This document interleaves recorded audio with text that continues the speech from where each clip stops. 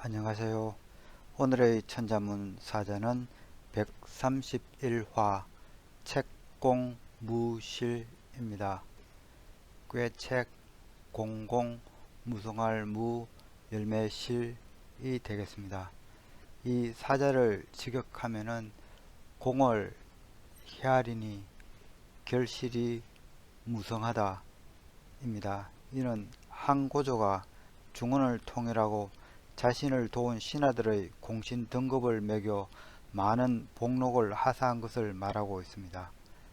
여기서 실은 그러니까 복록 또는 녹봉을 의미하고 있습니다.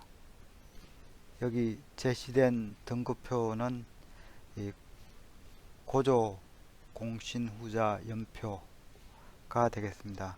그 일부분으로서 이거는 사마천이 지은 사기에 나오는 10개의 연표 중 6번째 연표이기도 합니다. 항고조 유방의 중원통일을 도운 143명의 신하들이 후로 봉해지고 봉국이 끝나기까지의 상세사항을 기록한 연표가 고조 공신 후자 연표가 되겠습니다. 1위가 여기 소화네요. 소화는 유방이 편하게 전쟁할 수 있도록 후방을 지킨 안방마님 같은 존재입니다. 여기 2위가 조참인데 조참은 유방의 최측근으로 유방과 함께 전장을 누빈 역전의 용사가 되겠습니다. 그렇지만 실제 이 유방의 대군을 통솔한 최고 지휘관은 바로 여기 한신입니다. 그런데 한신은 조금 약간 사람이 좀 건방진 그런 게 있습니다. 그래서 유방의 신뢰를 크게 받지 못해서 이 공신 등급이 21위에 오르지만은 이마저도 반역의 누명을 쓰고 공신에서 제외되었다가 다시 복원되었는데 공신 등급은 10외로 떨어지게 됩니다. 결국 이 한신은 유방이 자리를 비운 사이 그의 아내인 여태우에게 비참한 죽음을 당하게 됩니다. 그런데 실제 이 중원 패권의 이 말판을 움직인 사람은 이 장량이 되겠습니다. 그런데 장량은 이 공신 책봉을 할 때 모두가 공을 내세울 때 스스로를 낮춰서 미리 올 화근을 없애고자 했습니다. 이 사진이 이 유방의 두뇌 장량 혹은 장자방이 되겠습니다.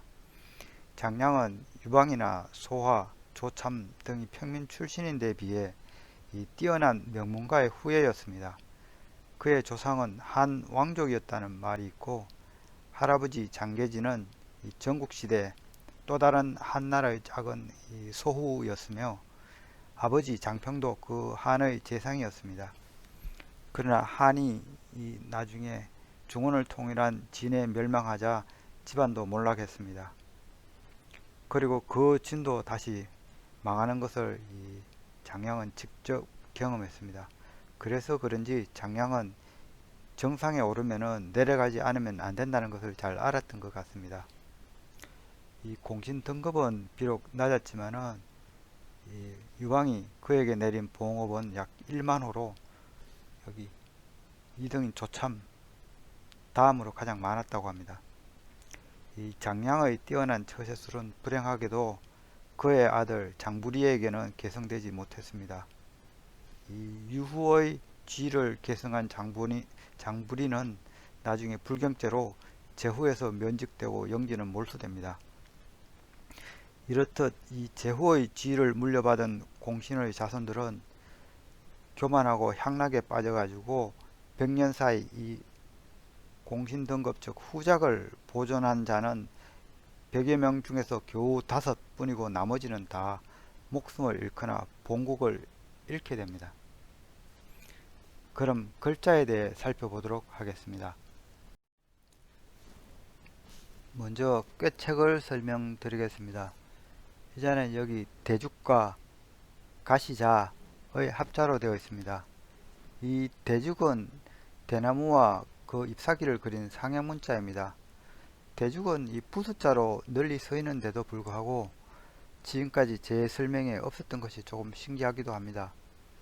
각 글자를 보면은 여기 세 발자국처럼 생겼지만은 이 쭉 뻗은 두 개의 대나무와 처진 잎 사이가 그려진 형태입니다.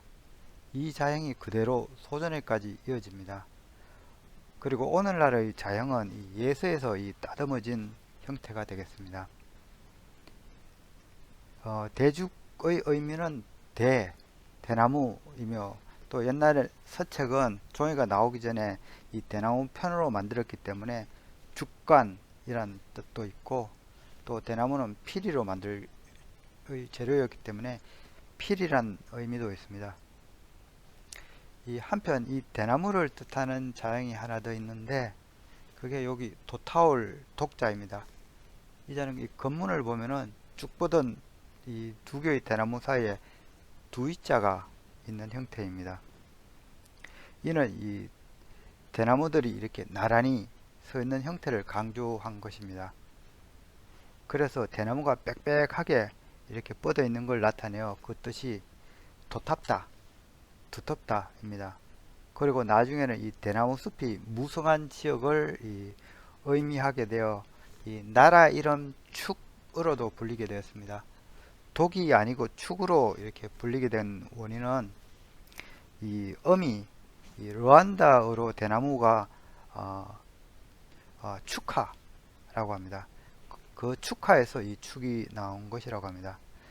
따라서 이 천축이라고 하는 것은 이 대나무가 지천으로 늘린 것을 의미해서, 보통 우리가 아는 이 천축국 그러면은 고대 인도를 이야기하는데, 사실은 고대 인도가 아니고 대나무 숲이 천진 지역을 의미하고, 그 지역은 주로 중국 남서부 사천성과 운남성, 그리고 캄보디아, 미얀마 등의 동남아시아, 그리고 인도 동부를 의미하는 것이라는 그런 주장이 있기도 합니다.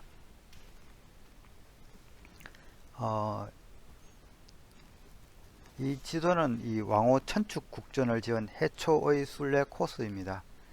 해초는 이 중국 남해 바다에서 캄보디아를 거쳐 미얀마, 그리고 인도 동부에 이르기까지 이 순례를 진행하게 됩니다. 여기가 순례지죠. 그리고 다시 인도 서부를 거쳐 이 북부 실크로드를 따라 쭉 따라서 다시 장안으로 귀환한 것이 이 해초의 그 순례길이 되겠습니다. 그러니까 여기 중국 남쪽부터 이 검은색으로 이렇게 표시된 경로가 인도 동부까지가 이 대나무 숲이 무성한 이 천축에 해당되는 지역입니다. 그리고 여기 요 네 개, 이제 쿠시나가라 하고 요 네 지역이 이 불교의 4대 성지가 되겠습니다. 그리고 지금 우리가 알고 있기로는 요 인도 북부 요 지역이 천축국으로 지금 알려져 있는데, 사실은 그게 아니고 여기 대나무 숲이 울창한 요 지역들이 이 천축이라는 그런 설입니다. 여기 가시자는 각골자를 보면은 이 가시나무에 맺힌 이 화살 모양의 가시가 이렇게 표시된 상형 문자입니다. 그래서 이 자형의 의미는 가시 또는 가시나무를 의미합니다. 그런데 후대로 오면서 이 자형의 이 형태 자체가 보면은 여기 묶을 속자가 있습니다. 여기 묶을 속자랑 자형이 많이 닮게 되면서 이 묶을 속이 가지는 그런 의미도 이 가시자가 갖게 되면서 묶을 속으로도 이렇게 불리게 되었습니다. 하지만 실제 묶을 속은 이 각골자를 보면은 여기 벼 또는 이 나무 가지를 이렇게 묶은 단을 나타낸 상형 문자입니다. 따라서 이 가시자와 이 묶을 속은 이 원 출발 자형은 전혀 틀리다 하겠습니다. 그래서 따라서 이 꾀책은 보면은 이 대나무와 이 가시의 합자가 되겠습니다. 그래서 이 가시는 여기서 의미하는 바는 아프게 하다, 자극하다는 그런 의미로 사용되었습니다. 그래서 이 책은 대나무로 만든 말의 채찍을 뜻하고 있습니다. 그런데 대나무는 죽간, 서책의 의미가 있기 때문에 이 책은 단지 이 다그치다는 이 채찍의 뜻 말고도 일을 추진한다는 그런 의미가 생겨나게 되었고, 이제는 꽤, 계책이라는 의미로 더 많이 사용되고 있습니다. 그래서 이 꾀책은 그 의미가 꽤, 계책, 책, 서적, 장부, 채찍, 상가지는 이제 대나무 쪼가리를 말하는 거죠. 그리고 지팡이 등 다양하게 이제 쓰이고 있고, 동사적으로는 헤아리다, 꾀하다, 기록하다, 기획하다, 독촉하다, 채찍질하다 등의 뜻이 있습니다.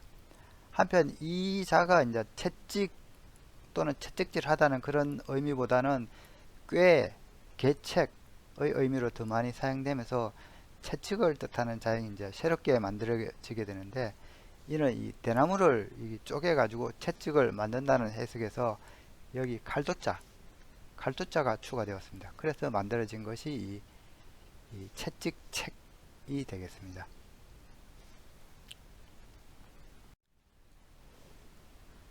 다음 자는 공공입니다.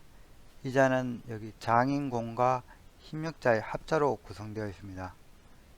이 두 자 모두 한 번씩 설명이 있었던 자형들입니다. 장인공은 이 각골자를 보면은 이 무거운 돌이 달린 기구입니다. 이는 집터를 다지던 돌달구입니다. 여기가 돌달구죠. 한자로는 직영석이라고 불리죠. 건문으로 오면은 형태는 비슷하나 이 아래 이 칼날이 달린 형태입니다.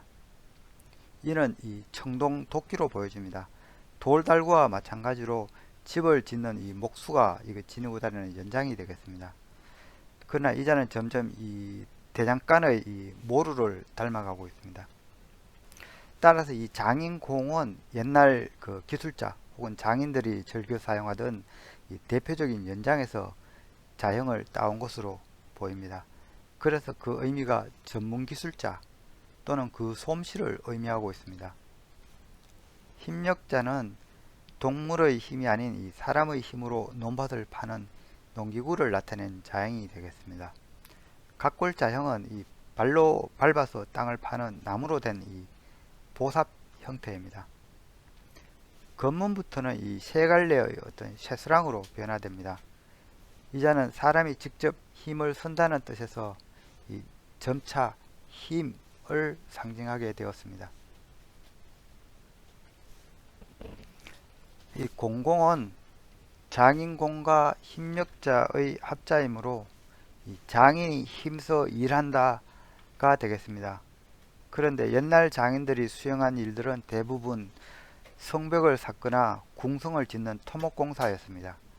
그래서 공은 점차 나란 일을 힘써 수행하는 것으로 이해되기 시작했으며, 이제는 나란 일 또는 나란 일을 한 업적 또는 공로라는 의미까지 발전이 됩니다. 따라서 오늘날 공은 일, 사업, 공적, 공로, 업적 등의 뜻을 갖고 있습니다.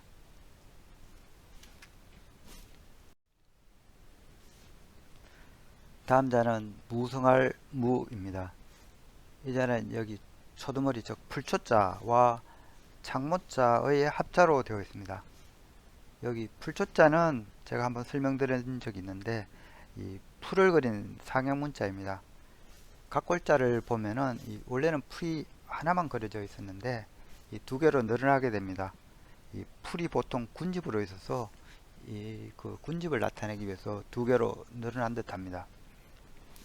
이 창모는 각골자를 보면은 이 기다란 이 무기를 그린 상형문자입니다. 건문을 보면은 이 부분이 이제 날이 되겠고요. 그리고 여기가 장식깃, 여기가 손잡이가 되겠습니다.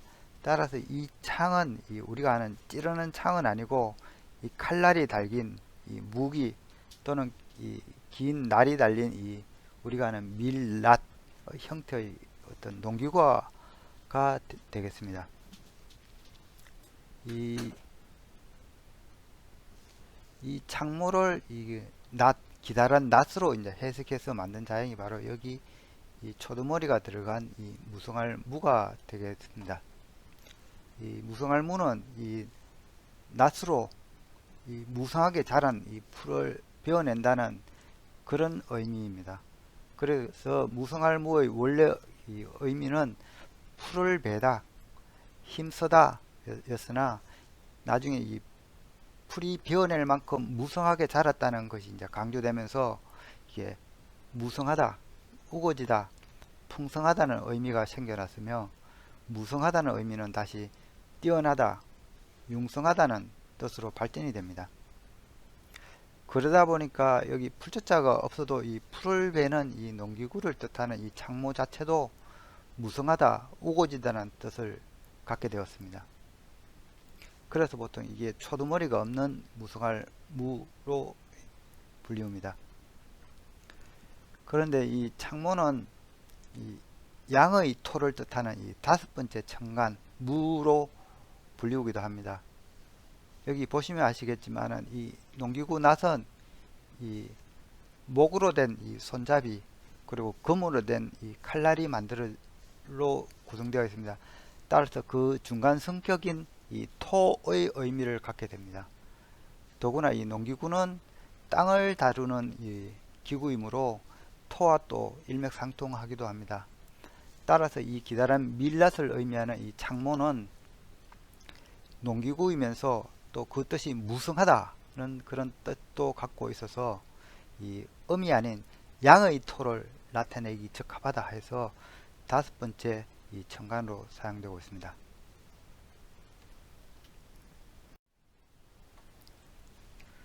오늘의 마지막 자는 열매실이 되겠습니다. 이 자는 진면자와 꿰관자의 합자로 되어 있습니다. 이 진면자는 제가 이미 밝혔듯이 지붕이 제대로 갖춰진 큰 집을 의미합니다. 이 꿰관은 다시 보면 이 조개패와 여기 말무자의 합자로 되어 있습니다. 이 조개패는 고대 화표로 사용되었던 이 만호조개를 그린 상형문자입니다. 그래서 재물을 의미하기도 합니다. 이 말무자, 말무는 각골자를 보면은 이 앉아있는 여인이 있고 이 여인의 가슴에 이 세로선이 그어진 형태입니다. 이 각골자에서는 이 말무는 이 어미라는 뜻하고 검하다는 뜻을 동시에 갖고 있었다고 합니다. 건문에서는 이 젖꼭지가 그려진 형태가 있기도 하지만은 대부분 이렇게 이 가로획을 그어서 이 가슴을 가린 형태가 되겠습니다. 이 각골자가 처음 제자된 시기만 해도 신석기 시대였기 때문에 신석기 시대는 여성 중심의 모계 사회였습니다. 따라서 풍만한 여인의 가슴은 다산과 풍년을 의미했기 때문에 가슴 노출은 자연스러웠습니다. 그러나 시족사회에서 고대 국가로 올마가 힘있는 남성의 역할이 커지는 부계사회로 변화됩니다.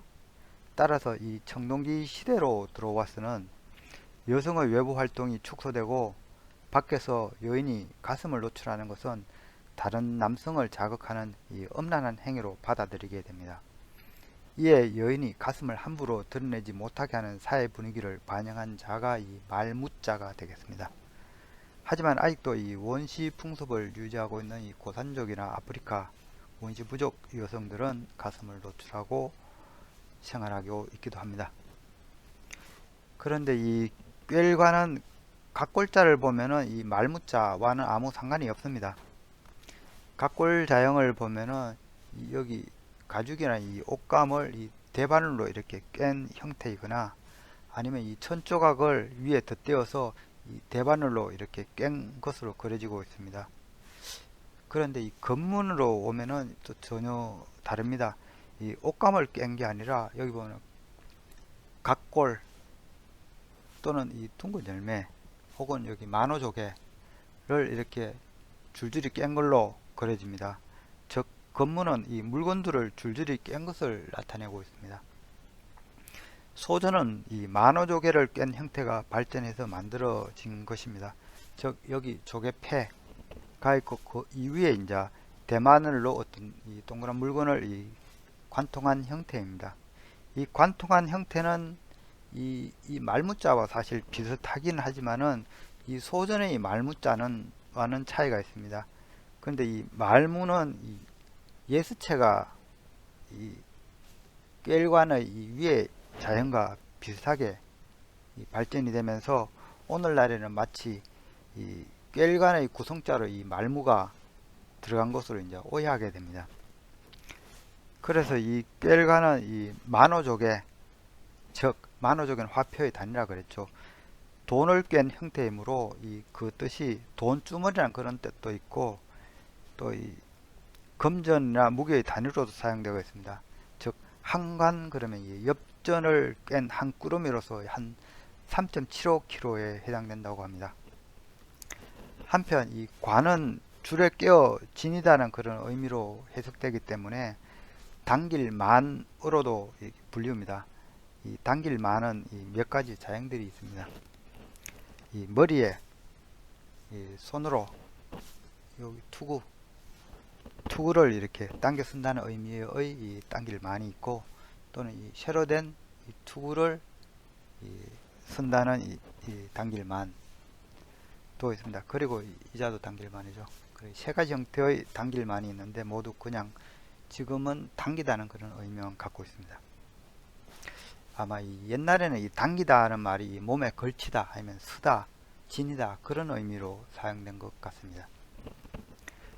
그래서 이 마무리하자면은 이 열매실은 이 검은 자형을 보면은 이 집이 있고, 이 집안에 이 화폐 만호족의 이 꾸러미가 있는 형태가 되겠습니다. 즉 집이 매우 부유함을 나타냅니다. 옛날에는 집이 부유하다는 것은 이 집 안에 곡식이 거득 쌓인 걸 의미했기 때문에 이자는 다시 수확물이라는 의미로 통했고, 또 이 수확한 곡식은 나라와 공신들에게 바치던 곡물이었기 때문에 따라서 이 이자는 곡물, 녹봉이라는 이런 뜻도 자연스럽게 생겨나게 됩니다. 이 본사자에서도 이자는 이제 녹봉, 곡물이란 그런 의미로 사용되었습니다. 따라서 오늘날 이 실은 수확물이라는 의미로 주로 사용되고 있으며, 그 밖에 이 열매, 씨, 곡물, 녹봉, 재물, 내용물, 본질, 참다움 등의 이 의미로 다양하게 지금 발전되었습니다. 이상으로 오늘의 천자문사자 책공무실, 즉 신하들의 공을 헤아려 이 많은 녹봉을 주었다는 사자성어를 마치도록 하겠습니다. 앞서 고조 공신 후자 연표가 기록된 사기는 이 그림의 이 사마천이 지은 것입니다. 사마천은 옛 역사를 정리하면서 언급된 공신들의 공적을 5가지로 구분하였습니다. 태사공왈, 고자인신, 공유, 오품, 이덕입, 종묘, 정사직, 왈훈, 이언, 왈로, 용역, 왈공, 명기등, 왈벌, 적일, 왈열. 태사공은 말한다. 이 태사공은 사마천을 말합니다. 옛 사람으로 신화된 자의 공적에는 5 품종이 있었으니 덕으로 종묘를 세우고 사직을 안정시킨 것을 훈이라 하고, 말로 기여한 것을 노라고 하며, 무력을 사용한 것을 공이라 하며, 이 올바른 벼슬살이를 한 것을 벌이라 하며, 오랫동안 벼슬살이 한 것을 열이라 한다. 여기 기등이란 말이 나오는데, 이 기등은 벼슬살이를 말하는 단어입니다. 따라서 이 명기등은 바르게 일을 처리했음을 말합니다. 한나라가 일어났을 때 공신들 중에 이 분봉받은 자가 100여 명이 넘었으나 처음에는 10,000원을 넘은 이는 거의 없었습니다. 그런데 점차 사회가 안정되면서 봉지의 호구가 점점 늘어서 처음 받은 이 소화, 조참, 주발, 관영 등과 같은 이들은 봉업이 4만에 이르고 그들의 부도 점점 늘어났다고 합니다. 그러나 그 부를 후대에서 제대로 지키지 못한 이가 대부분이라 하니 오늘날 우리들은 항상 스스로의 교만과 타성을 경계해야 하겠습니다. 시청해 주셔서 감사합니다.